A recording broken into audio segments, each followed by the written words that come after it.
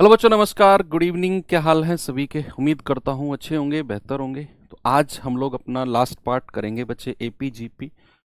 और हालांकि ये जल्दी में समेटने वाला अगर होता तो मैं इसे 2 क्लास में ही समेट देता, लेकिन मैंने इसको 4 क्लास तक लिया है। मतलब इसमें अब कुछ ऐसा बचा ही नहीं है कि मैं क्या कोई भी आपको कुछ नया बनाकर दे दे। एपी में 30-35 क्वेश्चन बहुत होते हैं, जीपी में भी इतने ही सवाल। एचपी आता ही नहीं है, इक्का दुक्का मैं कर रहा हूँ। कभी कई कई सालों में किसी एग्जाम में आ गया तो आ गया हार्मोनिक प्रोग्रेशन, लेकिन वो आता ही नहीं है। इसीलिए आपने कहीं देखा होगा चैप्टर का नाम एपी जीपी बोलते हैं। एचपी को बस थोड़ा सा हमें नॉलेज रखना है कि व्हाट इज एचपी, क्या होता है एचपी। उसके ऊपर 2 4 5 सवाल मैं आपको करा दूंगा, बस उतना काफी है आपके लिए। तो आते हैं अपने आगे। और जीपी हमारा चल रहा था, है ना। अब जीपी में हम लोग एक चीज देखते हैं, सम ऑफ इनफाइनाइट जीपी। क्या बचा है बच्चे हमारा? अब sum of infinite infinite GP, अनंत जीपी का योग। अनंत जीपी का योग, सम ऑफ इनफाइनाइट जीपी का योग कैसे निकाला जाता है?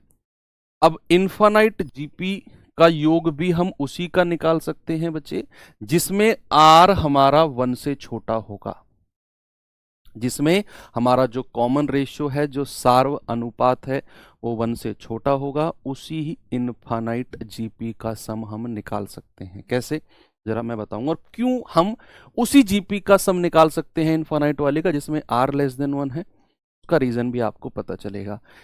जब आर लेस देन 1 होता है तो सम ऑफ nth टर्म क्या होता है, जरा मुझे बताना। आप कहेंगे sir 1 minus 1, sorry a 1 minus r की power n upon 1 minus r. यही होता है कब? जब आर लेस देन 1 हो। जब आर लेस देन 1 हो तो उस केस में ए 1 माइनस आर की power n upon 1 minus r होता है। अब मैंने कहा कि आर जो है, जो कॉमन रेशियो है ना, वो 1 से छोटा है। 1 से छोटा है। अगर आर लेस देन 1 होगा, सपोज मैंने कहा आर जो है ना वो 1/2 है, सपोज फॉर एग्जाम्पल आर 1/2 है। या अगला जो टर्म होगा, ऐसे समझ लो कि मान लो कोई जी, हाँ सॉरी, हाँ आर हमारा 1/2 है। अब मैं अगर 1/2 की पावर 2 करता हूं तो क्या बनता है? 1/4, छोटा हो गया, 1/2 से छोटा हो गया। अब मैं क्या करता हूं, 1/2 की पावर 3 कर देता हूं। कितना हो जाएगा? 1/2 की पावर अगर मैं 3 कर देता हूं 1/8 हो जाएगा, और छोटा हो जाएगा। अगर मैं करता हूं 1/2 की पावर सपोज 10 कर देता हूं तो ये हो जाएगा 1/1024, 1/1024, बहुत छोटा हो गया। अगर मैं 1/2 की पावर 11 कर देता हूं तो ये हो जाएगा 1/2048, कितना छोटा हो गया। और ऐसे करते करते अगर मैं 1/2 की पावर इन्फानाइट पे ले जाऊं तो ये लगभग लगभग कितने के आसपास पहुंच जाएगा? ये लगभग लगभग 0 के आसपास पहुंच जाएगा। यही रीजन है कि हमारा आर अगर 1 से छोटा है तो जैसे जैसे उसकी पावर बढ़ती जाएंगी उसकी ओवरऑल वैल्यू लगभग या नियर टू 0 बनती चली जाएगी। और जब हम बात करेंगे, अभी तो हमने 11 की बात करी तो 1/2048.0000 कुछ करके आएगा। लेकिन जब मैं सोचो, मैं 1/2 की पावर अगर 1,00,000 कर दूं तो 0.0000, मतलब ये नियर टू 0 बन जाएगा। और अगर ये नियर टू 0 बन गया, अगर if n equals to infinite, अगर n इक्वल्स टू इन्फानाइट है तो ये वाला r की पावर n ये नियर टू 0 बन जाएगा। इक्वल्स टू 0 मत को, नियर टू 0 कर दो, नियर टू 0 बन जाएगा। तो s इन्फानाइट क्या होगा? n इक्वल्स टू अगर इन्फानाइट है तो s इन्फानाइट क्या हो जाएगा? a, और ये तो 0 बन गया तो 1 बचेगा अपॉन 1 माइनस आर। ये फॉर्मूला अक्सर आप लिखा देखते होगे और आपको डायरेक्ट रटना भी पड़ता होगा, लेकिन अब आपको रटना नहीं पड़ेगा। आपको रीजन भी पता चल गया कि एस इन्फोनाइट जीपी का जो सम होता है वो a अपॉन 1 माइनस आर होता है, a अपॉन 1 माइनस आर। ठीक है भाई, चलिए अब मैं कुछ क्वेश्चंस आपको देता हूं, जरा ये सवाल देखिए, बताएंगे बच्चे इसका जवाब जरा।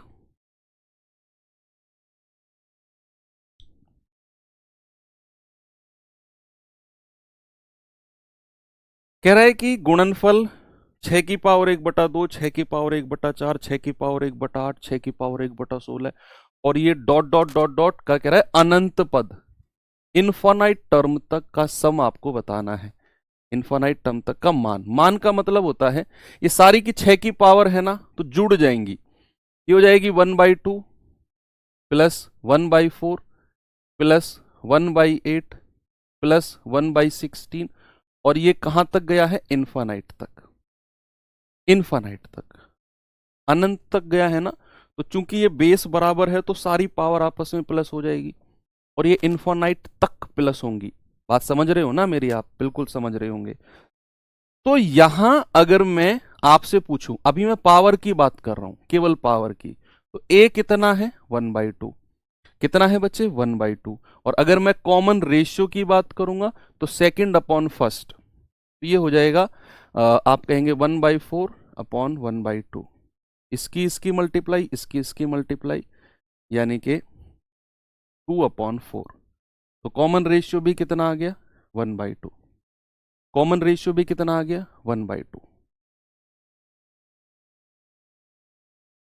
अब अगर कॉमन रेशियो भी 1/2 है, a भी 1/2 है, तो s इन्फानाइट कितना हो जाएगा, a upon 1 minus r, 1 minus 1/2, that is 1/2 upon 1/2, ये आएगा 1। तो ऊपर की वैल्यू कितनी आ गई, लगभग 1, तो 6 की पावर 1 विल गिव 6। तो आंसर कितना हो जाएगा, ऑप्शन नंबर ए आपका बिल्कुल सही है। कितना हो जाएगा भाई, 6।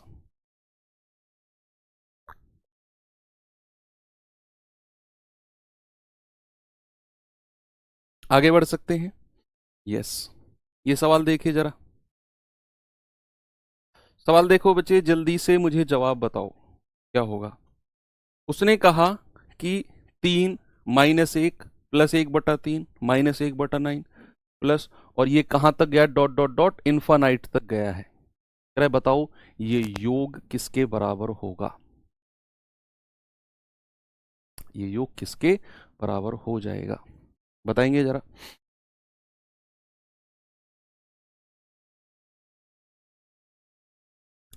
आप कहेंगे कि सर पहले तो देखते ही पता चलेगा कि यार ये क्या है, ये एक जीपी है। देखना, आप यहां कॉमन रेशियो निकालो, ये बटा ये करो, सेकंड टर्म कितना है -1 बटे फर्स्ट टर्म कितना है 3, ये आर कितना आ गया -1/3, ये कितना है 1/3, और ये वाला टर्म कितना है -1, तो ये भी 1/3 माइनस का आएगा।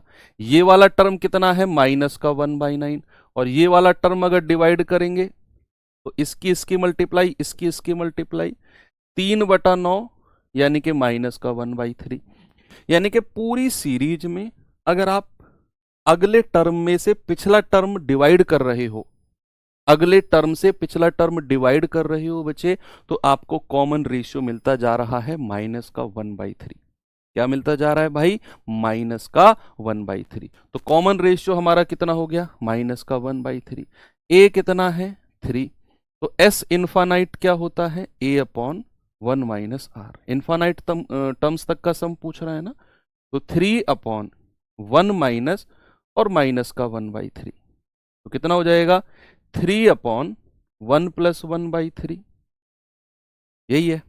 तो ये कितना हो जाएगा 3/3 एकम 3 और 1 4, और ये बटा 3 ऊपर चला जाएगा, आपका जवाब आ जाएगा 9/4। कितना आएगा बच्चे 9/4, ऑप्शन नंबर सी मेरा बिल्कुल करेक्ट है। ठीक है, ये थोड़ी सी क्लियर हुई, एस इन्फानाइट कैसे निकलता है, a upon 1 minus r. Okay,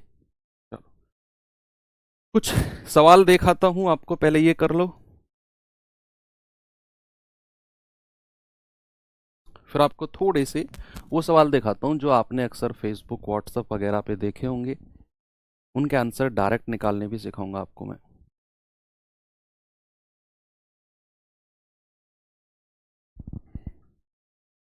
देखो सवाल ने क्या बोला है, कुछ वर्गों का वर्णन किया गया जिनके परिमाप गुणोत्तर श्रेणी में है। वर्ग, उनकी भुजाएं ज्योमिति श्रेणी में होंगी। किस ज्योमिति श्रेणी में होंगी? अगर उनके परिमाप, अगर उनके पेरीमीटर जीपी में है ना, तो उनकी भुजाएं भी जीपी में होंगी। भाई आपने ये तो चीज पढ़ा है ना ज्योमेट्री में कि कोई भी स्क्वायर है, कोई भी ट्रायंगल है, कोई दो ट्रायंगल की बात अगर मैं कर रहा हूं तो जो रेशियो पेरीमीटर का होगा वही रेशियो साइड का होगा। ये तो पढ़ा है ना। तो अगर किसी कुछ वर्गों की, कुछ स्क्वायर्स की मैंने बात करी और उनके पेरीमीटर अगर जीपी में है तो भाई उनकी साइड भी जीपी में होंगी। साइड भी किस में होंगी? जीपी में होंगी। Option number B. ये तो हमने ज्योमेट्री के टाइम से पढ़ा है कि जो रेशियो पेरीमीटर का होता है वही रेशियो साइड का होता है। अगर साइड आपकी जो जीपी में है तो पेरीमीटर जीपी में होगा, पेरीमीटर जीपी में है तो साइड भी जीपी में होंगी। So simple. ओके चलो, बात अगर करें आगे, एएमजीएम बाद में पढ़ेंगे, थोड़ा सा इस तरह के क्वेश्चन देखते हैं। अब जरा इस सवाल को देखिए, पढ़ना आराम से। पहले इसे मैं बहुत डिटेल में आपको समझाऊंगा और फिर इसका एक डायरेक्ट ट्रिक बता दूंगा। उस ट्रिक से शायद आपको पेन उठाने की भी जरूरत ना पड़े। पहले आप इसे बहुत डिटेल में पढ़ेंगे। कह रहा है फर्श से टकराने के बाद एक रबर की गेंद ऊंचाई के 7/8 भाग उछलती है। जिस ऊंचाई से वह गिरी थी उस ऊंचाई के 7/8 भाग तक वह उछलती है। यदि इसे 420 मीटर की ऊंचाई से धीरे से गिराया गया तो रुकने से पहले यह कुल कितनी दूरी तय करेगी? रुकने से पहले आप थोड़ा सा ना ऐसा सोचो, प्रैक्टिकल सोचो। ये बात क्या सोचो? ये बात सोचो प्रैक्टिकल। अब प्रैक्टिकल अगर ये बात मैं सोचता हूं, सपोज ये छत है, ये छत है, यहां खड़ा हूं मैं, यहां से मैंने, ये फर्श है, ये क्या है बच्चे? फर्श है। ये 420 मीटर की ऊंचाई है। कितने की है? 420 मीटर। किसी बिल्डिंग की छत पे खड़ा हूं मैं, 420 मीटर की ऊंचाई है, मैं खड़ा हूं किसी बिल्डिंग की छत पे। मैंने वहां से बॉल फेंकी, एक वहां से एक बॉल फेंकी और ये बॉल आई आई आई आई आई और धड़ाम से यहां गिरेगी और गिरते ही ये बॉल ऊपर यहां तक थोड़ी पहुंच जाएगी जहां से गिरी थी। इस दिमाग में ना पिक्चर, ये मूवी जनरेट करते रहो, ऊपर थोड़ी पहुंच जाएगी। नहीं सर, ये गेंद ना सब कुछ दूरी, कह रहा है 7/8 भाग उछली, ये गेंद यहां तक गई और फिर वापस आई। फिर क्या हुई? फिर वापस आई। फिर क्या हुआ? फिर जो अब ये ऊंचाई है इसका 7/8 तक उछलेगी। सपोज यहां तक गई और फिर वापस आ गई। अब जो आ गई उसका 7/8 उछलेगी। सपोज यहां गई और वापस आ गई, यहां आ गई। अब जो है उसका 7/8, यानी कि यहां गई और फिर वापस आ गई। और इस तरीके से चीजें आगे बढ़ती चली जाएंगी।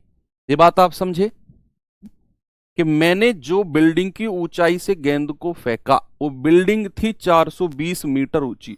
अब वो गेंद यहां से मैंने फेंकी फेंकी फेंकी, धड़ाम से गिरी, फिर ऊपर उछली और ऊपर उछल के फिर जितनी ऊंचाई तक उछली उतनी से वापस आई। फिर उसका 7/8 उछली, फिर वापस आई। फिर 7/8 उछली, फिर वापस आई। फिर 7/8 उछली, फिर वापस आई। और ये चीज चलती रहेगी जब तक गेंद रुक नहीं जाएगी। क्या आप ये एक चीज यस और नो में बताना। एक चीज बच्चे आप नोटिस कर रहे हैं कि अगर मैं क्या कह रहा हूं कि अगर मैं,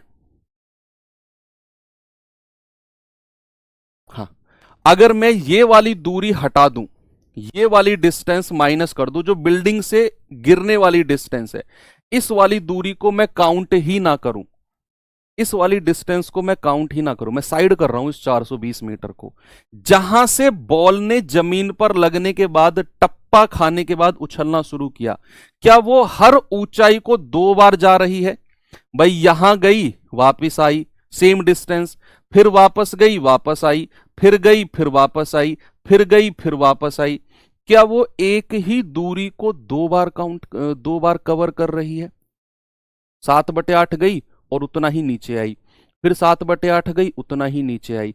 अगर मैं ये 420 मीटर की दूरी अगर मैं साइड कर दूं, तो क्या वो हर ऊंचाई को 2 बार चल रही है? 2 बार 2 बार, एक बार एक बार, एक बार एक बार, यानी कि हर ऊंचाई को 2 बार कवर कर रही है।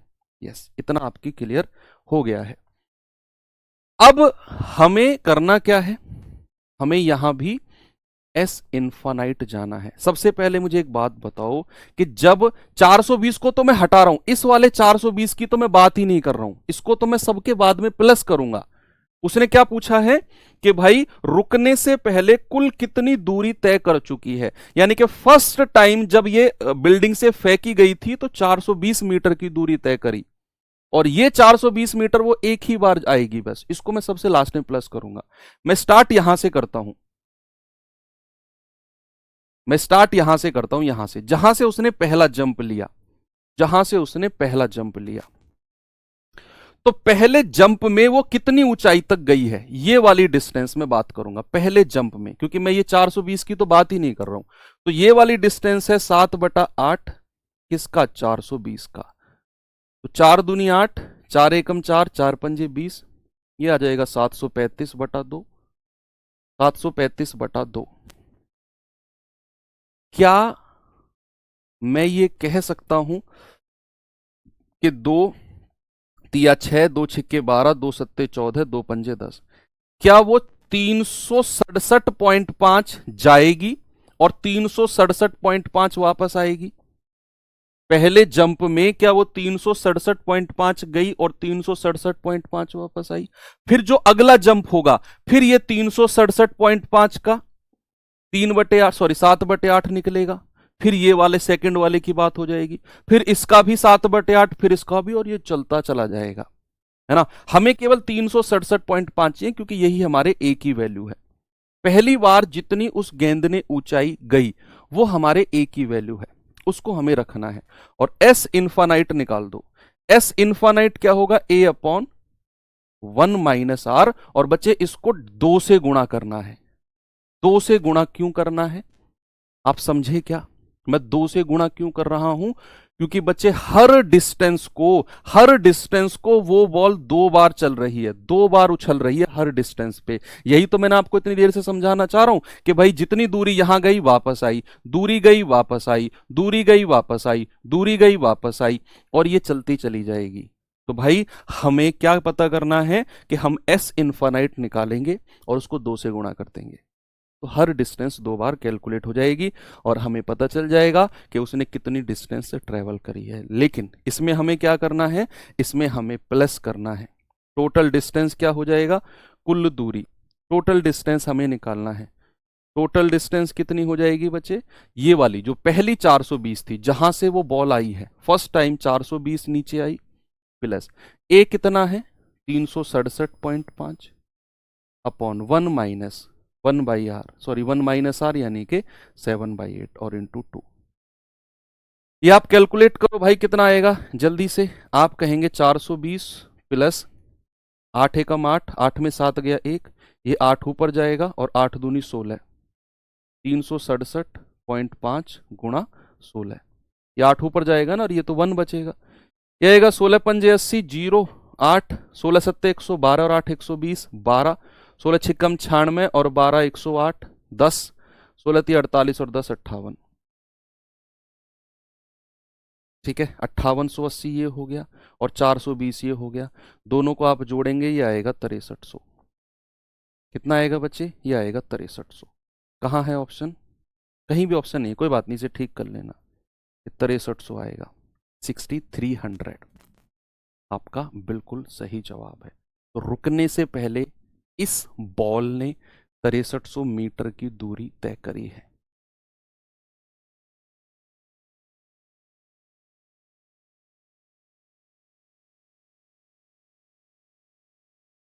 6300। ये तो हो गया इसका डिटेल्ड सॉल्यूशन। अगर मैं आपको इसका फास्ट और सुपर फास्ट सॉल्यूशन बताऊं, जहां बॉल गई उछली, बॉल गई उछली, बॉल गई उछली, और कुल दूरी जो बॉल ने कवर करी है, उसकी अगर मैं आपको शॉर्ट तरीका बताऊं, तो देखिए शॉर्ट तरीका क्या है, सुपर फास्ट तरीका। वो तो आपको डायरेक्ट रटना पड़ेगा और शायद आपको पसंद आने वाला है। वो तरीका कैसे, देखना कि अगर हमारी ball n upon m times उछलती है, n अपॉन m भाग उछलती है, n भाग उछलती है, उछलती है, उछलती है, तो बॉल के द्वारा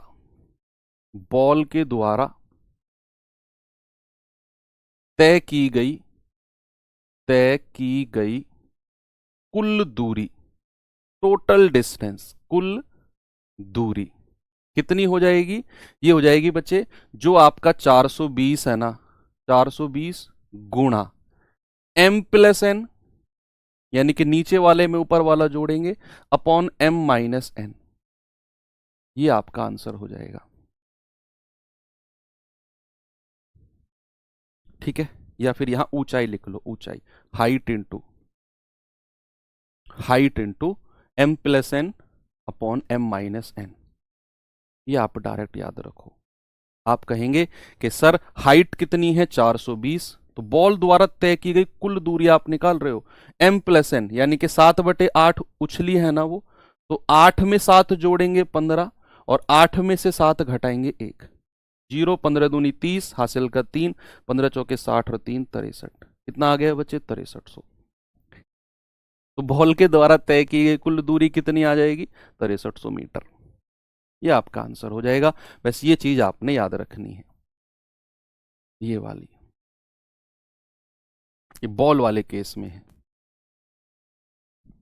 ठीक है, चलो अब एक और सवाल आपको मैं बताता हूं, जरा इसका आंसर जल्दी से आप मुझे बता दो तो क्या हो जाएगा। सवाल कहता है एक गेंद को जमीन पर 600 मीटर की ऊंचाई से फेंका गया, 600 मीटर की ऊंचाई से। गेंद अपनी प्रत्येक अंतिम उछाल से 2/3 उछलती है, तब गेंद द्वारा रुकने तक तय की गई कुल दूरी, टोटल डिस्टेंस क्या हो जाएगी? टोटल डिस्टेंस क्या होगी बच्चे? हाइट कितनी है? 600, और उसमें क्या करना है, 3 में 2 जोड़ दो 5, और 3 में से 2 घटा दो 1, तो 6 पंजे 3, यानी कि 3000 मीटर। ऑप्शन सी।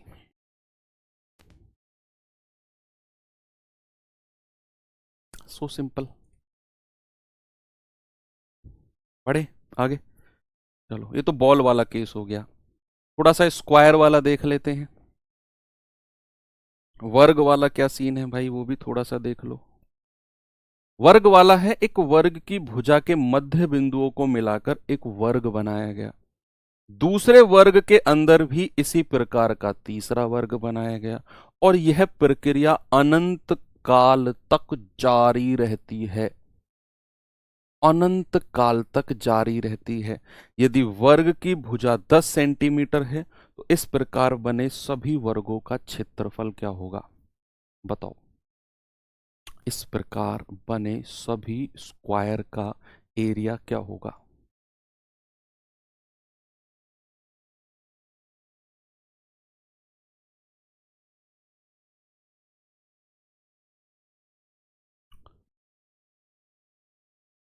देखो सवाल क्या कह रहा है कि भाई कोई स्क्वायर है मेरे पास, है ना, समझना बात को, ये कोई स्क्वायर है मेरे पास। अब मैं क्या कर रहा हूं, इस स्क्वायर के मिड पॉइंट्स को मिलाकर दूसरा वर्ग बना रहा हूं। ये मिड पॉइंट मैंने मिलाए, ये मिलाए मैंने मिड पॉइंट, और ये दूसरा स्क्वायर तैयार हो गया। अब बात को समझने की कोशिश करना। अगर ये पहले वाले वर्ग की भुजा ए है, अगर बच्चे पहले वाले वर्ग की भुजा ए है, तो जो अंदर वाला वर्ग है उसकी साइड क्या होगी? देखो ये भुजा क्या हो जाएगी? a/2। ये क्या हो जाएगी? a/2। ये 90 डिग्री है, तो ये क्या हो जाएगी आपका? ये हो जाएगी a/√2। क्या हो जाएगी भाई, a/√2 हो जाएगी। भाई पाइथागोरस थ्योरम लगा दो आप, ये आपका हाइपोटेनस आ जाएगा। भूल गए क्या कि पाइथागोरस थ्योरम अगर हम लगाएंगे तो a²/4 प्लस a²/4 बराबर हाइपोटेनस का स्क्वायर, तो 2a²/4 ये जाएगा 2 बार बराबर हाइपोटेनस का स्क्वायर। तो यहां से हाइपोटेनस क्या आ जाएगा, a/√2, यानी कि ये साइड a/√2 आ गई, तो ये भी a/√2, ये भी a/√2, ये भी a/√2, चारों साइड a/√2 हो जाएंगी। फिर इसके अंदर जो स्क्वायर बनेगा, समझना बात को बच्चे, इसके अंदर जो स्क्वायर बनेगा इसके इन साइड को सेंट मतलब मिड पॉइंट को मिलाकर इसकी जो भुजा होगी ये इसकी 1/√2 टाइम हो जाएगी। भाई इसका इस वाली का 1/√2, तो 1a/√2 तो हमारी ये वाली भुजा है, और अंदर वाले स्क्वायर की भुजा के लिए उसका भी 1/√2 कर देंगे, 1/√2 सॉरी, तो ये बन जाएगी a/2। तो ये वाली भुजा क्या हो जाएगी, a/2, a/2, a/2 और a/2। फिर इसके अंदर जो स्क्वायर बनेगा मिड पॉइंट को मिलाकर उसकी इसका भी 1/√2 टाइम्स हो जाएगी, और ये चीजें अनंत काल तक चलती रहेगी। यानी कि अगर आप एक स्क्वायर के एक वर्ग के मिड पॉइंट को मिलाकर दूसरा वर्ग बना रहे हो तो अंदर वाले वर्ग की भुजा 1/√2 टाइम्स हो रही है पहले वाले वर्ग का, पहले वाले वर्ग का। कि अगर ये a है तो ये 1/√2 टाइम्स, इसका भी 1/√2 टाइम्स 1/2, इसका भी 1/√2 टाइम्स हो जाएगा 1/2√2। तो ये चीज आपको याद रखना है कि कोई भी वर्ग के सेंटर को मिलाकर अगर आप अंदर दूसरा वर्ग बनाते हैं तो भुजा का जो रेशियो है, भुजा का जो रेशियो है वो 1/√2 टाइम्स हो रहा है, और यही हमारा सार्व अनुपात है। क्या है बच्चे, यही हमारा कॉमन रेशियो है, 1/√2 से मल्टीप्लाई हो रहा है सारी भुजाएं, है ना। तो 1/√2 से मल्टीप्लाई हो रही हैं तो सार्व अनुपात क्या हो जाएगा भुजाओं का, 1/√2। अब मैं बात करता हूं एरिया की, एरिया की। एरिया क्या हो रहा है, एरिया के बारे में बताना मुझे। एरिया अगर बाहर वाले वर्ग का a² है तो अंदर वाले का क्या हो जाएगा, 1/√2 का स्क्वायर, यानी कि a²/2। उसके अंदर वाले का क्या हो जाएगा, a/2 का स्क्वायर, a²/4। उसके अंदर वाले का क्या हो जाएगा, a²/8। और ये चीज चलती रहेगी, क्योंकि हमसे तो इस एरिया के बारे में पूछा है तो हम तो एरिया की बात करेंगे, है ना। क्योंकि हमारा सार्वनुपात 1/√2 नहीं, ये तो भुजाओं का सार्वनुपात, भुजाओं का कॉमन रेशियो 1/√2 1/√2 1/√2 चल रहा है। हमसे क्या पूछा है, क्षेत्रफलों का योग। तो बच्चे क्षेत्रफल के लिए भुजा का स्क्वायर कर देंगे a², अंदर वाली का a/√2 का स्क्वायर, उसके अंदर फिर a/2 का स्क्वायर, उसके अंदर फिर a/2√2 का स्क्वायर। और यहां से अगर मैं कहूंगा तो बच्चे आप कहेंगे सर जो कॉमन रेशियो आएगा वो आएगा 1/2, है ना, ये बटा ये कर देंगे तो यहां से एक सार्व अनुपात आएगा 1/2। ये इस सवाल के लिए नहीं है, ये आपको आने वाले स्क्वायर के हर सवाल के लिए याद रखना है, हर सवाल के लिए, कि अगर स्क्वायर के सेंटर्स को जोड़ के हम अंदर स्क्वायर स्क्वायर स्क्वायर बनाते गए तो जो एरिया होगा उनका जो कॉमन रेशियो होगा वो 1/2 होगा। ये मैं प्रूफ करा रहा हूं चीजें, इस सवाल का क्वेश्चन नहीं कर रहा। कभी आप सोचो कि सर इस सवाल का सॉल्यूशन चल रहा है क्या, नहीं, ये मैं प्रूफ करा रहा हूं आपको। तो एरिया का कॉमन रेशियो क्या हो गया, 1/2। अब एरिया का कॉमन रेशियो अगर 1/2 है तो ये वाला पार्ट में रफ कर दूं, ये वाला पार्ट में रफ कर रहा हूं, तो एस इन्फानाइट निकाल दो बस आप। एस इन्फानाइट क्या हो जाएगा भाई, बाहर वाले का एरिया क्या है, a² यानी कि अगर साइड 10 है तो 10 का स्क्वायर बटे 1 माइनस कॉमन रेशियो कितना है 1/2, तो ये हो जाएगा 100 बटे 1/2, ये 2 ऊपर चला जाएगा और ये आ जाएगा 200। आंसर कितना होगा 200। उसने सभी स्क्वायर के क्षेत्रफल का योग पूछा है और वो कितना होगा 200, है ना भाई। पहले वाले स्क्वायर का एरिया क्या है, क्योंकि साइड तो 10 सेंटीमीटर दे रखी है, तो 10 का स्क्वायर पहला वाला टर्म। फिर आपका कॉमन रेशियो 1/2 1/2 1/2 हुआ है, तो a/1 माइनस आर, यानी कि a/1 माइनस 1/2, तो आप कहेंगे सर 200। ये है आपका एस इनफाइनाइट। चलें, ये सवाल करिए, चला देना थोड़ी। बताओ भाई जल्दी से इस सवाल का जवाब। कह रहा है एक वर्ग की भुजाओं के मध्य बिंदुओं को मिलाकर एक वर्ग बनाया जाता है, स्क्वायर बनाया जाता है। अब कह रहा है कि इससे बने वर्ग के अंदर उसी तरह का एक और वर्ग बनाया जाता है और इस प्रक्रिया को अनिश्चित काल तक जारी रहती है। यदि पहले वर्ग की भुजा 16 है तो सभी वर्गों के क्षेत्रफल का योग क्या होगा? एरिया का सम। अब आपको यहां मैं प्रूफ नहीं कराऊंगा, मैं करा चुका हूं कि अगर स्क्वायर के अंदर स्क्वायर के अंदर स्क्वायर के अंदर स्क्वायर बनाएंगे तो कॉमन रेशियो क्षेत्रफल का, एरिया का कॉमन रेशियो, एरिया का कॉमन रेशियो 1/2 है। तो एस इनफाइनाइट क्या हो जाएगा? ए अपॉन 1 माइनस आर। तो ए कितना है आपका? भुजा कितनी है? 16 सेंटीमीटर, तो 256। ए क्या है? ए है आपका भुजा का स्क्वायर, एरिया भुजा का स्क्वायर, दैट इज 256, 16 का स्क्वायर अपॉन 1 माइनस 1/2, ये हो जाएगा 256 अपॉन 1/2, 2 ऊपर चला जाएगा, ये हो जाएगा 512। कितना आ जाएगा भाई? 512, ऑप्शन बी।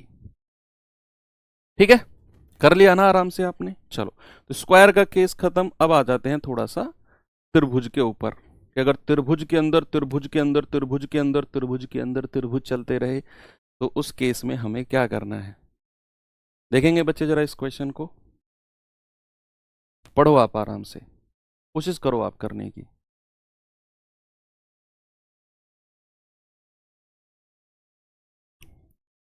सवाल कह रहा है 18 सेंटीमीटर भुजा वाले दिए गए समबाहु त्रिभुज के मध्य बिंदुओं को जोड़कर एक समबाहु त्रिभुज बनाया गया। कोई इक्विलेटरल ट्रायंगल है, उसके मिड पॉइंट को जोड़कर बना हुआ ट्रायंगल इक्विलेटरल ही होगा, ये मैंने आपको ज्योमेट्री में बताया है। और दूसरे त्रिभुज के अंदर भी तीसरा त्रिभुज इसी तरह से बनाया गया। यह प्रक्रिया अनिश्चित काल तक बनाई जाती है। तो सभी त्रिभुजों के क्षेत्रफल का योग, सम ऑफ ऑल द ट्रायंगल्स। सबसे पहले हम यहां बनाते हैं समबाहु त्रिभुज। क्या बनाते हैं बच्चे? एक इक्विलेटरल ट्रायंगल। अब इसके अंदर एक और इक्विलेटरल ट्रायंगल बनाते हैं।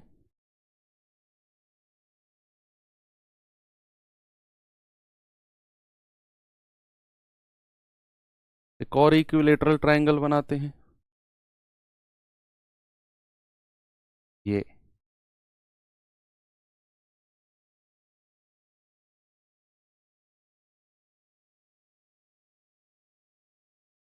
ये वाला इक्विलेटरल ट्रायंगल बना दिया। ठीक है, फिर इसके अंदर एक और इक्विलेटरल ट्रायंगल बनाएंगे, एक और इक्विलेटरल ट्रायंगल बना दिया।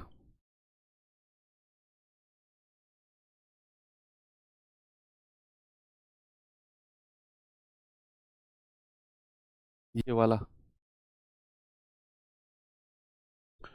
ठीक है मैं हाथ से ही बना देता हूं, ये वाला बना दिया।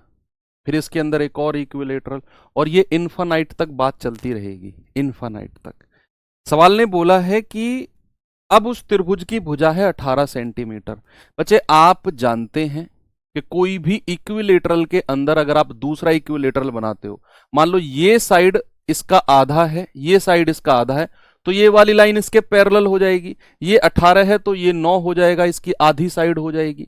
ये 18 है तो ये भी 9, ये 18 है तो ये भी 9 हो जाएगी कि नहीं भाई? बिल्कुल हो जाएगी। फिर जो और अंदर वाली इक्विलेटरल ट्राइंगल है उसकी भुजा 9/2, 9/2, 9/2, फिर उसके अंदर और भुजा 9/4, 9/4, 9/4। यानी कि अगर मैं भुजा का कॉमन रेशियो की बात करता हूं, क्या बच्चे? भुजा के कॉमन रेशियो की बात करता हूं तो वो आपका है 1/2। भुजा का कॉमन रेशियो, भुजा का कॉमन रेशियो सार्व अनुपात कितना चल रहा है? 1/2। और अगर मैं बात करूंगा इसके क्षेत्रफल के कॉमन रेशियो की, क्षेत्रफल के कॉमन रेशियो की, तो बाहर वाले त्रिभुज का एरिया कितना है? √3/4 गुणा 18 का स्क्वायर। अंदर वाले त्रिभुज का एरिया कितना है? √3/4 गुणा 9 का स्क्वायर। तो आप कहेंगे सर √3/4 गुणा 324, ये जाएगा 81, √3, ये कितना जा रहा है? √3/4 गुणा 81। अब आप आगे भी ऐसे चलता जाएगा, आगे भी मैंने पहले दो ही टर्म लिए हैं, पहले दो, मुझे क्योंकि क्षेत्रफल का कॉमन रेशियो चाहिए भाई, मुझे ये तो पता चल गया कि भुजा जो है वो आधी आधी आधी आधी आधी हो रही है, तो भुजा का कॉमन रेशियो 1/2 है। अगर मैं क्षेत्रफल का कॉमन रेशियो की बात करूंगा तो ये बटा ये कर दो आप, ये बटा ये कर देंगे तो यहां से कॉमन रेशियो आ जाएगा √3/4, 81 बटे 81 √3, तो ये गया, आप कहेंगे सर 1/4, तो यहां से कॉमन रेशियो, क्षेत्रफल का कॉमन रेशियो कितना आता है 1/4। और ये आपने आगे तक याद रखना है कि किसी भी समबाहु त्रिभुज में अगर मैं भुजा यानी कि साइड के कॉमन रेशियो की बात करूंगा तो 1/2 आधा आधा आधा आधा चलेगा, और अगर मैं बात करूंगा किसकी, क्षेत्रफल के कॉमन रेशियो की, तो वो 1/4 चलेगा। अब हमें क्या चाहिए, सभी क्षेत्रफल का योग, एस इनफाइनाइट क्या होता है a/1 - r। भाई a कितना है, पहला क्षेत्रफल कितना है 81√3 का, पहला क्षेत्रफल बाहर वाले त्रिभुज का एरिया कितना है 81√3, और अपॉन 1 - r कितना है क्षेत्रफल का 1/4, तो ये आ जाएगा 81√3 बटे 3/4, ये 4 ऊपर चला गया, 3 से गया 27 बार, और 27 चौके 108√3, कितना आंसर आ गया बच्चे 108√3। Very simple. वैसा आपने क्षेत्रफल का सार्व अनुपात निकाला कि किस रेशियो में हमारा क्षेत्रफल कम होता जा रहा है, पहले 81√3 था, फिर 81√3/4 हो गया, फिर 81√3/8 हो जाएगा, सॉरी 16 हो जाएगा, फिर 81√3/64 हो जाएगा, और ये बढ़ता जाएगा। अब इसी में मैं एक क्वेश्चन आपसे पूछता हूं, इसी क्वेश्चन में आपसे एक और सवाल बच्चे आपसे मैं पूछता हूं कि आप जरा मुझे बताना,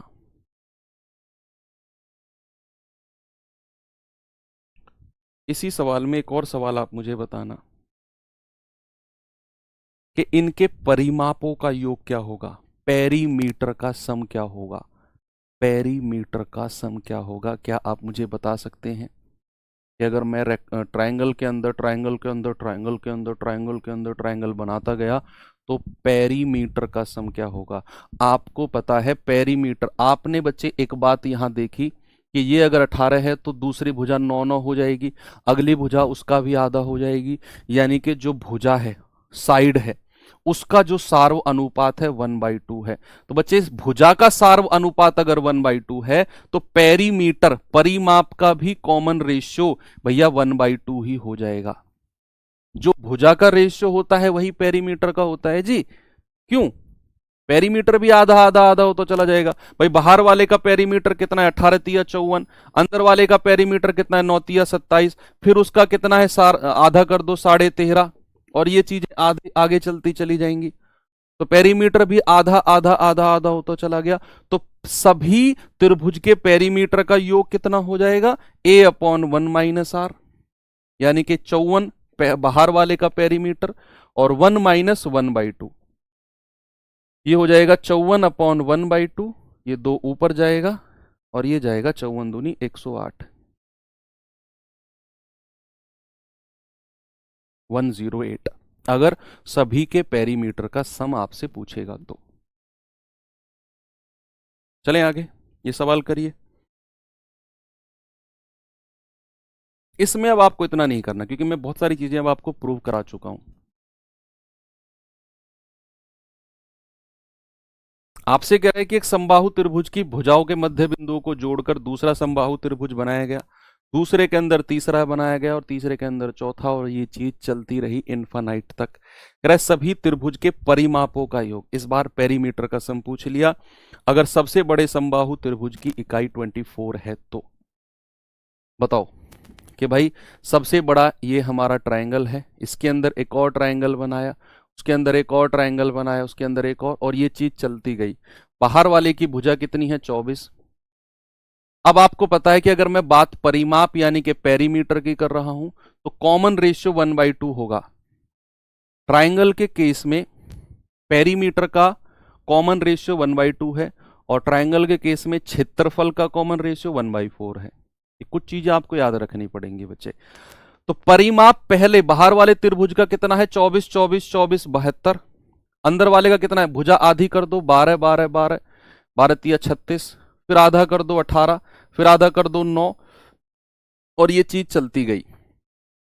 अगर मुझे s इनफाइनाइट चाहिए तो वो होता है a अपॉन 1 माइनस आर, और a कितना है 72 upon 1 minus r, common ratio कितना है 1/2, ये हो जाएगा 72/1/2, 2 की मल्टीप्लाई इधर होगी तो ये हो जाएगा 144। आंसर कितना आ गया? Option number D.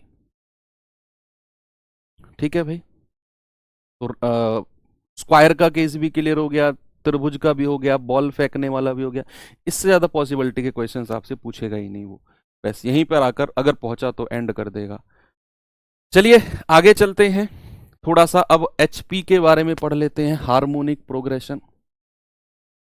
हालांकि ये आता नहीं है लेकिन पढ़ रहे हैं फिर भी हम। हार्मोनिक प्रोग्रेशन,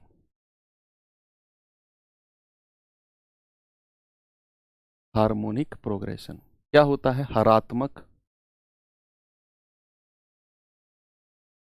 हरात्मक श्रेणी, जिसको हम किससे डिनोट करते हैं? एचपी से।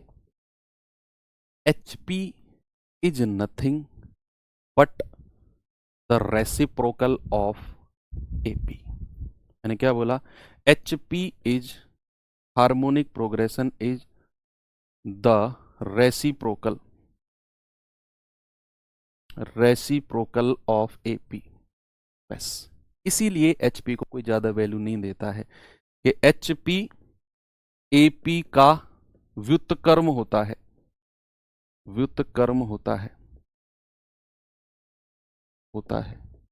जैसे अगर मैं आपसे कहूं एपी के टर्म क्या क्या होते हैं, जरा मुझे बताना। एपी के टर्म, आप कहेंगे सर एपी के टर्म होते हैं a plus d, a plus 2d, और ये जाएगा a plus n-1 into d. AP में यही टर्म होते हैं आपके। अगर मैं एचपी की बात करूंगा तो सबका रेसिप्रोकल कर दो। हार्मोनिक प्रोग्रेशन की बात करूंगा तो 1/a, 1/a plus D, 1/a plus 2d, और ये चीज जाएगी 1/a plus n-1 into D. आपसे अगर कोई एचपी का सवाल आ जाए, कोई सीरीज आ जाए, आपसे कहे कि इनका सम बताओ, या कुछ भी आपसे पूछे, आप क्या करो? उस सीरीज के सभी टर्म का रिवर्स करके एपी में बदल दो, और एपी तो आपको पता है, फिर फाइनल आंसर को फिर रिवर्स कर दो, आपका आंसर आ जाएगा। समझ गए आप? है ना? तो अब इतनी बात आपको क्लियर हो गई कि एचपी जो होता है वो आपका एपी का उल्टा होता है, अरिथमेटिक प्रोग्रेशन का उल्टा होता है। जैसे अगर मैं आपको पहला क्वेश्चन दूं, या उसमें मैं थोड़ा सा आपको और बताता हूं। सबसे इंपॉर्टेंट केस जो एचपी के बारे में होता है वो 2 टर्म के लिए होता है। अगर मैंने कहा ए और बी, मैंने कहा ए और बी 2 टर्म है, इनका एचपी, इनका हार्मोनिक प्रोग्रेशन क्या, सॉरी ये हार्मोनिक प्रोग्रेशन में है, ये क्या है? हार्मोनिक प्रोग्रेशन में है। अगर ये हार्मोनिक प्रोग्रेशन में है तो इनका माध्य बताओ, इनका हार्मोनिक मीन बताओ। देखो अगर मैं बात करता हूं बच्चे एपी, समझना, अगर मैं बात करता हूं अर्थमेटिक मीन की, अर्थमेटिक मीन, अर्थमेटिक मीन यानी कि एपी का अर्थमेटिक माध्य की अगर मैं बात करता हूं, 2 टर्म का अर्थमेटिक मीन। अर्थमेटिक मीन होता है दोनों को जोड़कर और 2 से डिवाइड कर दो। भाई हम एवरेज ऐसे ही तो निकालते हैं। मैंने आपको क्या बताया था? अर्थमेटिक मीन कुछ नहीं बल्कि आपका एवरेज है। तो 2 संख्याओं का अगर मैं अर्थमेटिक मीन निकालता हूं तो आपने क्या करना है? दोनों को जोड़कर 2 से डिवाइड करना है, दोनों संख्याओं को 2 से जोड़कर 2 से डिवाइड करना है।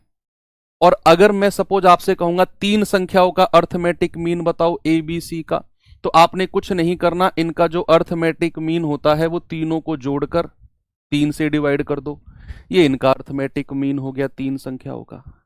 ऐसे ही अगर मैं ज्योमेट्रिक मीन की बात करता हूं बच्चे, ज्योमेट्रिक मीन को भी पढ़ लो आप साथ के साथ। अगर मैं बात करता हूं ज्योमेट्रिक,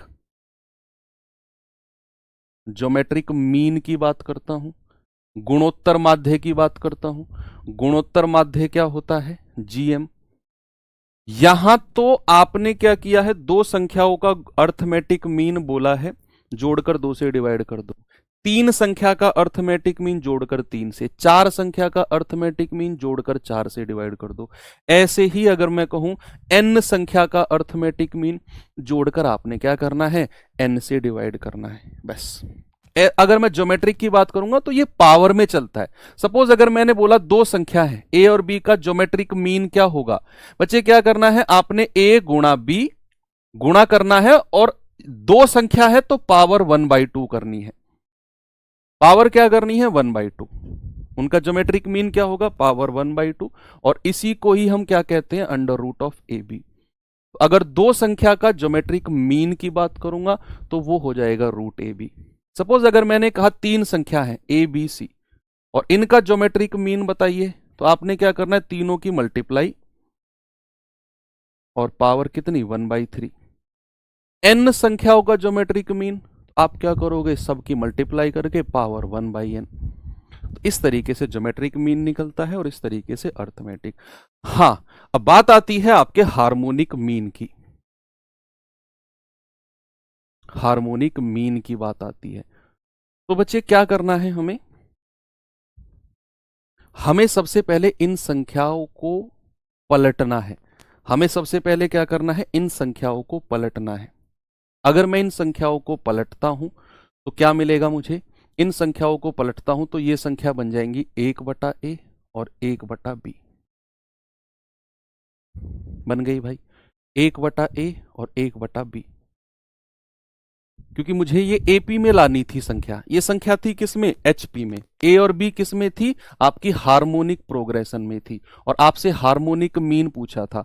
तो मैं हार्मोनिक मीन निकालने के लिए सबसे पहले इन संख्याओं को पलटकर अर्थमेटिक प्रोग्रेशन में लाऊंगा, क्योंकि भाई हार्मोनिक प्रोग्रेशन क्या होता है, अर्थमेटिक प्रोग्रेशन का ही उल्टा होता है, रेसिप्रोकल होता है।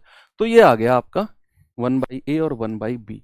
अब क्या करेंगे, ये बन गई किसमें, एपी में। अब इनका अर्थमेटिक मीन आप निकाल दो। इनका अगर आप अर्थमेटिक मीन निकालोगे तो ये आएगा 1/a plus 1/b divide by 2। Divide by 2 arithmetic mean आप निकाल रहे हो। अर्थमेटिक मीन पूछा हमसे, हार्मोनिक मीन है, अभी निकालेंगे। दो संख्या हार्मोनिक प्रोग्रेशन में दी हुई थी, मैंने बोला उनका हार्मोनिक मीन बताओ। तो सबसे पहले हमने क्या किया, उनका रेसिप्रोकल करके उनको अर्थमेटिक प्रोग्रेशन में बनाया। फिर उनका अर्थमेटिक मीन निकालेंगे तो दोनों को जोड़कर 2 से डिवाइड कर दो, तो ये आ गया a plus b upon 2ab। अब अगर मैं इनको हार्मोनिक प्रोग्रेशन यानी कि हार्मोनिक मीन पूछूंगा तो उल्टा कर दो, हार्मोनिक मीन हो जाएगा 2ab upon a plus B. ये होता है हार्मोनिक मीन दो संख्याओं का। दो संख्याओं का हार्मोनिक मीन क्या होता है, 2ab upon a plus B. और ये क्वेश्चन डायरेक्ट कई बार पूछा गया है एग्जाम में। अकेला हार्मोनिक मीन नहीं, तीनों का कंबाइंड। तीनों का कंबाइंड के दो संख्याओं का अर्थमेटिक मीन का फॉर्मूला, दो संख्याओं के ज्योमेट्रिक मीन का फॉर्मूला, और दो संख्याओं के हार्मोनिक मीन का फॉर्मूला। ये आपको तीनों याद रहने चाहिए। Arithmetic mean a plus b by 2, geometric mean root a b, और इन दोनों का यूज से ही आपका एलजेब्रा का नियम बनता है। इन दोनों के यूज से ही मैं कराऊंगा एलजेब्रा में, इन दोनों का यूज करके ही हम एलजेब्रा स्टार्ट करेंगे। जहां x प्लस 1/x बराबर 2 होता है तो x बराबर 1 होता है, वो कॉन्सेप्ट यहीं से जन्म लिया है। और आपका ये तो एवरेज में आपने पढ़ा है।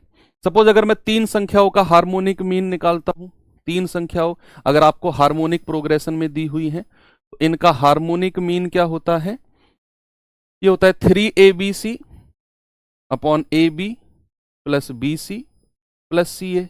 निकाल लेना आप। पहले क्या करना, इन संख्याओं को 1/a 1/b 1/c में बदलना अर्थमेटिक प्रोग्रेशन में।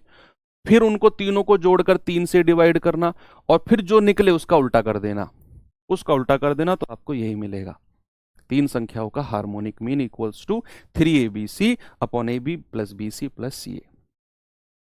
अब जो एक मोस्ट इंपोर्टेंट कॉन्सेप्ट मैं लिखने वाला हूं वो डायरेक्ट एग्जाम में पूछा गया है, am इज ग्रेटर देन और इक्वल टू gm।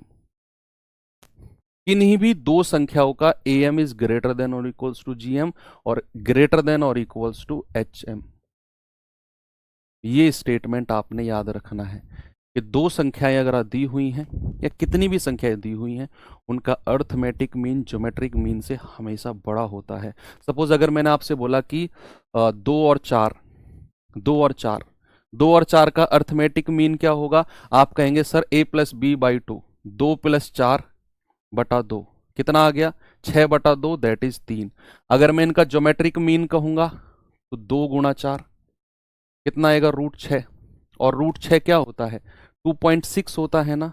√6 कितना होता है बच्चे, 2.6, अप्रोक्सीमेट 2.6 होता है, 2.4 होता है, सॉरी 2.4 होता है, 2.4, लगभग 2.4। और अगर मैं इनका हार्मोनिक मीन निकालूंगा तो 2ab/a+b कितना आएगा, 2 × 4 और 2 6। ठीक है, तो ये कितना जाएगा, जाएगा 4 दूनी 8 दूनी 16 बटे 6, 2 तिया 6, 2 अट्ठे 16, 3 दूनी 6, 2 3 छिंग 18, 2/2.6, सॉरी ये HM यहाँ पर आएगा, ये HM यहाँ पर आएगा, या फिर ग्रेटर देन और इक्वल्स टू आप कह सकते हो 2.6, कोई बात नहीं, ये बड़ा भी हो सकता है और बराबर भी हो सकता है, आप इसको उल्टा लिख दो HM और ग्रेटर देन और इक्वल्स टू GM, ऐसे आप लिख दो, क्योंकि हमने प्रूव भी कर लिया, हमने प्रूव भी कर लिया। तो हम कहेंगे कि सर ये कहानी आपकी बनती है कि AM इज ग्रेटर देन और equals to HM is greater than और इक्वल्स टू GM। आप और किसी संख्या में भी ट्राई कर सकते हो। ओ सॉरी 4 दूनी 8, प्रूफ में तो फिर ये उल्टा हो जाएगा, है ना, फिर तो ये उल्टा हो जाएगा भाई, √8 यानी कि 2√2, तो 2 गुणा आपका कितना जाएगा 1.4, ये जाएगा 2.8, हाँ फिर ये उल्टा हो जाएगा, सॉरी HM, फिर ये वाला चीज प्रूफ हो गई विद एग्जाम्पल। हम इसको डायरेक्ट लिखते तो हो सकता है कंफ्यूजन में रहते, हमने इसको प्रूफ कर लिया। दो संख्याओं का AM 3 आ रहा है, GM 2.8 के आसपास आ रहा है, HM 2.6 के आसपास आ रहा है, तो ये हर किसी संख्या के लिए पॉसिबल रहेगी चीज, हर किसी संख्या के लिए।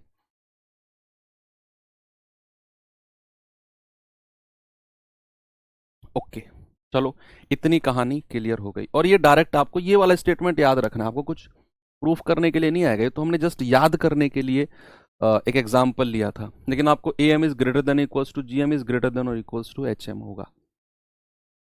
अब अगर मैं बात करता हूं, ये वाली कहानी क्लियर है दो संख्याओं की। अब मैं चलता हूं सवालों की तरफ।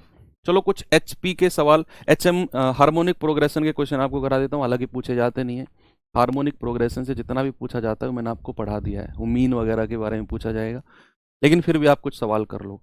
यदि किसी संख्या का हार्मोनिक प्रोग्रेशन प्रथम दो पद 2/5 और 12/13 है, तो निम्नलिखित में से कौन सा पद सबसे बड़ा होगा?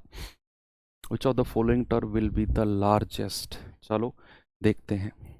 भाई दो पद दिए हुए हैं, दो पद आपको दिए हुए हैं, 2/5 और 12/13, तो करिए सवाल को कैसे करेंगे।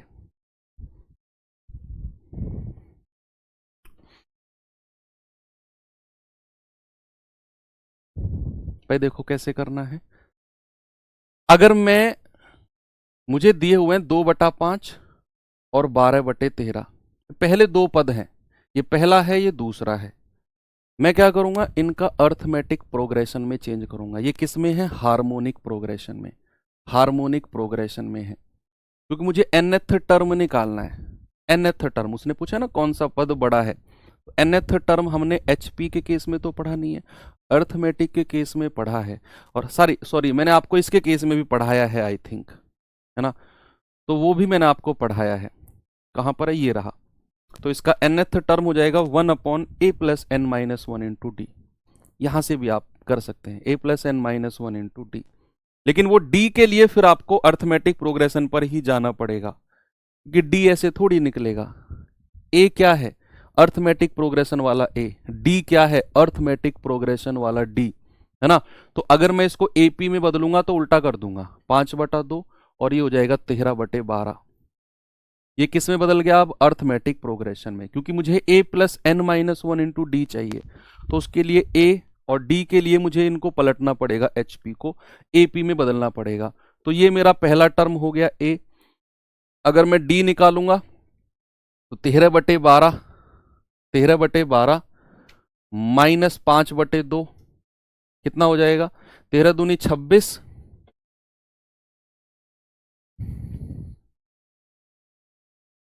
अब -5/2 अगर माइनस करता हूं कितना आएगा, 2/5 को 5/2 कर दिया, 13 दूनी 26 -12 पंजे 60 बटा 12 दूनी 24। तो कितना जाएगा भाई, ये जाएगा आपका 34, वो भी माइनस का बटा 24, और ये आ जाएगा माइनस का 17/12। ये आपका डी आ गया, डी कॉमन डिफरेंस कितना आ गया, माइनस का 17/12। अब आपको पता है कि एच एन हार्मोनिक प्रोग्रेशन का nth टर्म क्या होता है, हार्मोनिक प्रोग्रेशन का nth टर्म मैंने लिखवाया है 1/a plus n minus 1 into D. 1/a plus n minus 1 into D क्या हो जाएगा, 1/a कितना है 5/2 प्लस n माइनस 1, और n की वैल्यू ही हमसे पूछी है कौन सा पद सबसे बड़ा है, और अब निकालेंगे हम, देखना कैसे। और d कितना है माइनस का 17/12। ये मेरा क्या आया है nth टर्म hp का, hp हार्मोनिक प्रोग्रेशन का nth टर्म आ गया 1/a plus n minus 1 into D.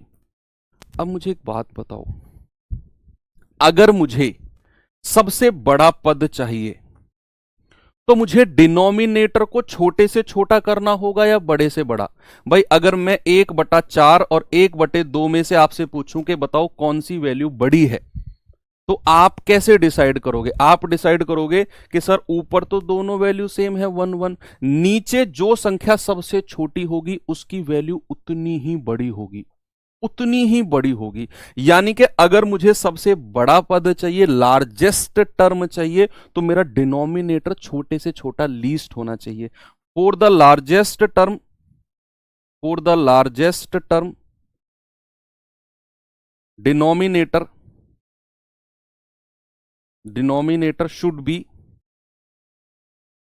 B least, और हम कह सकते हैं लगभग 0 के बराबर कह सकते हैं, हालांकि 0 नहीं कहेंगे लेकिन लगभग 0 के बराबर कह सकते हैं। हम इसको 0 के इक्वेट करेंगे, वहां से हम n की वैल्यू निकाल देंगे।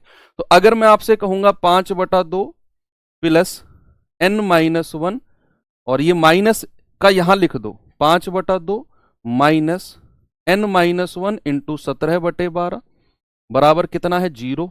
0 के लगभग हमने कर रहे हैं क्योंकि हमें डिनोमिनेटर छोटे से छोटा चाहिए, हमें पूरा टर्म छोटे से छोटा चाहिए, तो डिनोमिनेटर सबसे छोटा होना चाहिए।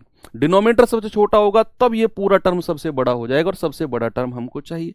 तो यहां से n की वैल्यू कितनी आएगी, ये उधर जाएगा, तो n माइनस 1 गुणा 17/12 बराबर 5/2, ये मल्टीप्लाई कर दो, 2 छिक्के 12, तो ये हो जाएगा n माइनस 1 बराबर 6 पंजे 30/17। तो यहां से n बराबर कितना हो जाएगा 1 प्लस 30/17, और ये आएगा 47/17। तो लगभग अगर मैं डिवाइड करूं तो 17 दूनी 34, 17 तिया 51, तो ज्यादा हो जाएगा। तो आपको एग्जैक्ट नंबर के पास जाना है, एग्जैक्ट 17 दूनी 34 जितनी बार ये जा रहा है, तो n लगभग हमारा 2 आ गया। यानी कि n जो हमारा 2 होगा, मतलब सेकंड टर्म हमारा लार्जेस्ट हाईएस्ट सबसे बड़ा होगा। n बराबर 2 जो होगा वो हमारा सबसे बड़ा टर्म होगा, ऑप्शन नंबर डी। हमें n की वैल्यू चाहिए थी, n की वैल्यू कैसे निकाली, इस वाले टर्म को अप्रोक्सीमेट 0 करके। अप्रोक्सीमेट 0 क्यों किया, क्योंकि डिनोमिनेटर जब छोटा होगा तब ये पूरा टर्म सबसे बड़ा होगा, और सबसे बड़ा टर्म ही क्यों ढूंढना है सर, क्योंकि सवाल ने बोला है। ओके, तो थोड़ा सा उल्टा पुल्टा है ये चैप्टर, ऊपर 2-3 क्वेश्चन छूट गए थे ना। ये सवाल देखिए एक बार, सवाल कह रहा है ए और बी दो संख्याएं हैं जिनका am 25 है, gm 7 है, तो a की वैल्यू क्या होगी। भाई am क्या है, अर्थमेटिक मीन क्या होता है, a प्लस बी बाई 2 बराबर कितना है 25। तो यहां से a प्लस बी क्या हो जाएगा, 25 दूनी 50, और gm ज्योमेट्रिक मीन क्या होता है, रूट ab, कितना दे रखा है 7, तो स्क्वायर करेंगे तो ए बी कितना हो जाएगा, 7 का स्क्वायर 49। अब हमें दो संख्या ऐसी बतानी है कि जिनका मल्टीप्लाई करके 49 आए और जोड़कर 50 आए। उसने पूछा ए की पॉसिबल वैल्यू क्या हो सकती है, देखना वो कितनी जल्दी आएगी। आप कहेंगे सर 49 को या तो 1 गुणा 49 करके मल्टीप्लाई किया जा सकता है, या फिर 7 गुणा 7 करके, 7 गुणा 7 करके मल्टीप्लाई किया जा सकता है। यस, अब 7 तो ऑप्शन में है ही नहीं, केवल 49 ऑप्शन में है, तो यही टर्म पॉसिबल है, ए की वैल्यू 49। भाई ए गुणा बी बराबर 49 है, मैंने कहा ए गुणा बी क्या क्या हो सकता है, 1 इंटू 49 या 7 इंटू 7। 7 इंटू 7 तो ऑप्शन में है ही नहीं, 1 इंटू 49 यानी कि 49 है, ऑप्शन सी लगा दिया। सर यहाँ तो 2/5 होना चाहिए, 5/2 हुआ। बच्चे वो जो 2/5 और 12/13 है ना, वो हार्मोनिक प्रोग्रेशन में है। अब चूंकि हमें हार्मोनिक प्रोग्रेशन का nth टर्म चाहिए, वो होता है 1/a plus n-1 into D, 1/a। और वो a पता है क्या है, अर्थमेटिक प्रोग्रेशन वाला a। वो d पता है क्या है, अर्थमेटिक प्रोग्रेशन वाला d। उसके लिए मुझे हार्मोनिक वाले टर्म को अर्थमेटिक में बदलना पड़ेगा, 1 करके रेसिप्रोकल करके अर्थमेटिक में बदला। उसके बाद फिर हमने a की वैल्यू और d की वैल्यू निकाली, इसीलिए उनको पलटा हमने। ये सवाल करिए जरा, इसका आंसर बताओ भाई जरा क्या होगा।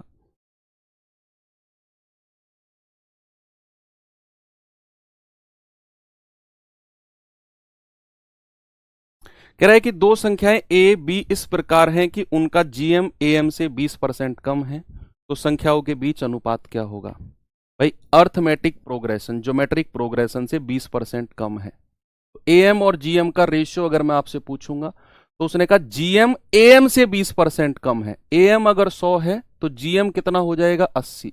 20 चौके 80, 20 पंजे 100। तो अगर मैं बात करूंगा एएम कितना होता है a प्लस बी बाई 2, और जीएम कितना होता है √ab, का रेशियो कितना होना चाहिए, 5/4 के। तो 2 से कटेगा, 2 दूनी 4। अब आपने ऑप्शन की हेल्प लेनी है, ए और बी का रेशियो पूछा है ना, ऑप्शन की हेल्प लेनी है और यहां रखना है a plus b upon √ab का रेशियो क्या मिलना चाहिए, 5/2 मिलना चाहिए। ऑप्शन में ए और बी का रेशियो जिसका 5/2 के बराबर हो गया, वही मेरा आंसर है, वही मेरा आंसर है। अगर मैं 3 और 2 रखता हूं तो 3 और 2 5 बटे अंडर रूट 3 दूनी 6, ऑप्शन ए नहीं होगा, 5/2 चाहिए। 4 और 1 5 बटे अंडर रूट 4 गुणा 1, कितना हो जाएगा, 5/2। यस, और यही मुझे चाहिए था, मतलब ए और बी का रेशियो क्या हो जाएगा बच्चा, 4:1। Option number B. हम यहां पर लिखेंगे बाई ऑप्शन। अगर आप बाई ऑप्शन नहीं करना चाहते हैं तो बहुत बड़ी कैलकुलेशन जाएगी, बहुत बड़ी कैलकुलेशन जाएगी। ठीक है, चलो आगे बढ़ते हैं, और एचपी के 2-4 सवाल और करा देता हूं। ये सवाल बताओ जरा, कह रहा दो अवलोकनों के लिए, दो टर्म के लिए योग तो एस है और गुणनफल कितना है, पी है, तो इन दोनों अवलोकनों का हार्मोनिक माध्य क्या होगा। अगर हमारे पास दो टर्म है ए और बी, बच्चे दो टर्म का हार्मोनिक मीन क्या होता है, हार्मोनिक मीन होता है 2ab upon a plus B. मैंने आपको प्रूफ कराया है भाई, दो टर्म की बात हुई है ना, तो सीडीएस 2020 में पूछा गया सवाल है, दो टर्म है उनका हार्मोनिक मीन होता है 2ab upon a plus B. मैंने बोला इसको डायरेक्ट याद करना, बात क्लियर है। यस, अब कह रहा है कि उनका जो गुणनफल है वो तो p है, तो a और b को मैं क्या कह सकता हूं, p। भाई गुणनफल तो p है, और योगफल a प्लस बी को क्या बोला है उसने, s। तो आंसर क्या हो जाएगा, 2p upon s, option C, 2p upon s। 2ab upon a plus b होता है ना हार्मोनिक मीन दो टर्म का, उसने कहा गुणनफल है p और योग है s, 2p upon s, answer हो गया। और आगे बढ़े, ये सवाल करिए जरा, बताओ इसका जवाब क्या होगा बच्चे।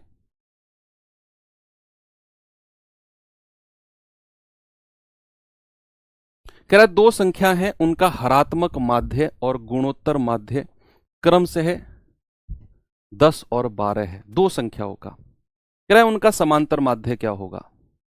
भाई दो संख्याओं का HM क्या होता है, HM दो संख्याओं का HM होता है 2AB upon A plus B, और ये हमें क्या दिया हुआ है 10, और दो संख्याओं का ज्योमेट्रिक मीन क्या होता है अंडर रूट ऑफ AB, और ये हमें क्या दिया हुआ है 12, और हमसे उनका समांतर माध्य यानी कि अर्थमेटिक मीन पूछ रहा है, जो कि क्या होता है बच्चे A प्लस बी बाई 2, इसकी वैल्यू हमसे पूछ रहा है।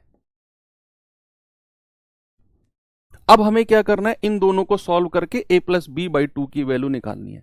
मुझे दिख रहा है कि अगर मैं ए बी की वैल्यू उठाकर यहां रख दूं तो A प्लस बी की वैल्यू मिल जाएगी। बच्चे यहां से अगर मैं स्क्वायर कर दूं दोनों तरफ तो ए बी क्या हो जाएगा 12 का स्क्वायर, दैट विल बी 144, होगा कि नहीं। ए बी की वैल्यू कितनी आएगी 144, उठाकर इसे पहले में रख दो, उठाकर पहले में रख दो तो एच एम क्या हो जाएगा 2AB की value 144 upon A plus b बराबर कितना है 10। बच्चे यहां से A प्लस बी क्या मिलेगा मुझे 2 गुणा 144 बटे 10, ये A प्लस बी। लेकिन हमें चाहिए क्या, हमें चाहिए A प्लस बी बाई 2, ये हमको चाहिए। अर्थमेटिक मीन क्या होता है A plus b by 2 by 2, तो ये A प्लस बी बाई 2 हो जाएगा। तो अब इधर भी 2 से डिवाइड किया तो इधर भी 2 से डिवाइड करना पड़ेगा, बटे 10 तो था ही। यहां A प्लस बी को 2 से डिवाइड किया तो यहां भी। यहां क्यों किया, क्योंकि हमें अर्थमेटिक मीन चाहिए था। 2 से 2 गया, ये आ गया 14.4। कितना आ गया 14.4, सिंपल था। यस वेरी गुड, सभी का बिल्कुल सही जवाब है। चलिए एक लास्ट क्वेश्चन आपको मैं दे देता हूं और आप इसका जवाब मुझे बताना। इसका मैं हिंट आपको दे देता हूं। उसने कहा है कि पांचवा टर्म बताना है हार्मोनिक प्रोग्रेशन का, फिफ्थ टर्म। ये पहला, ये दूसरा, ये तीसरा, पांचवा टर्म क्या होगा। आप ऐसे मत बताना, आप क्या करना इनका रिवर्स कर लो। अगर मैं इनका रिवर्स कर लेता हूं तो AP क्या बन जाएगी, AP बन जाएगी 1/2, 2/5, 3/10, इस तरीके की AP आपकी बन जाएगी। और AP में आप पांचवा टर्म बता दो A plus n minus 1 into t, उसको रिवर्स 1 बाई कर देना, वो आपका आंसर आ जाएगा। भाई AP में आपने बदला तो ये पहला टर्म हो गया A, और अगर मैं D कॉमन रेशियो की बात करूंगा तो 2/5 में से पहला टर्म घटा दो, 2 दूनी 4 में से 5 गया माइनस के 1/10, D कितना आ गया माइनस के 1/10। इसमें से ये घटाओगे तब भी माइनस के 1/10 ही आएगा। यस, कोई हार्मोनिक प्रोग्रेशन है उसका रिवर्स करोगे तो वो अर्थमेटिक प्रोग्रेशन ही रहेगा, आपको शक करने की जरूरत नहीं है। तो D कॉमन डिफरेंस कितना आ गया माइनस के 1/10, पहला टर्म है 1/2, तो पांचवा टर्म पूछा है तो nth टर्म यानी कि पांचवा टर्म क्या हो जाएगा, पांचवा टर्म AP का ही मैं निकाल रहा हूं तो वो होता है A plus n minus 1 into d, यानी कि 1/2 प्लस n माइनस 1 यानी कि 4 और D यानी कि माइनस के 1/10। 2 दूनी 4, 2 पंजे 10, 1/2 माइनस 2/5, ये आ जाएगा 5 में से 4 गया 1 बटे 5 दूनी 10। ये तो 1/10 जो आया है AP का पांचवा टर्म है, AP का। हमें चाहिए HP का पांचवा टर्म, HP का हार्मोनिक प्रोग्रेशन का पांचवा टर्म। तो हार्मोनिक प्रोग्रेशन का फिफ्थ टर्म, फिफ्थ टर्म क्या हो जाएगा बच्चे, वो हो जाएगा 1/10, 10 ऊपर चला जाएगा यानी कि 10। तो कभी भी आपको कोई संख्या हार्मोनिक प्रोग्रेशन में दे रखी हो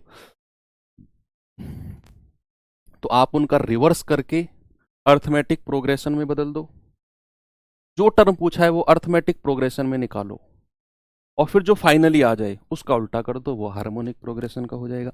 एग्जामिनर का बेवकूफ बना दिया हम लोगों ने, HP पूछा था, AP निकाला, लास्ट में उल्टा करके आंसर बना दिया।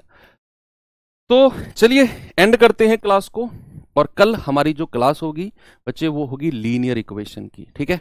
कल हम लीनियर इक्वेशन पढ़ेंगे, एक ही क्लास का टॉपिक है और एक ही क्लास में उसको हम एंड भी कर देंगे। तो बाकी मिलते हैं कल के सेशन में। थैंक यू, बाय बाय, जय हिंद।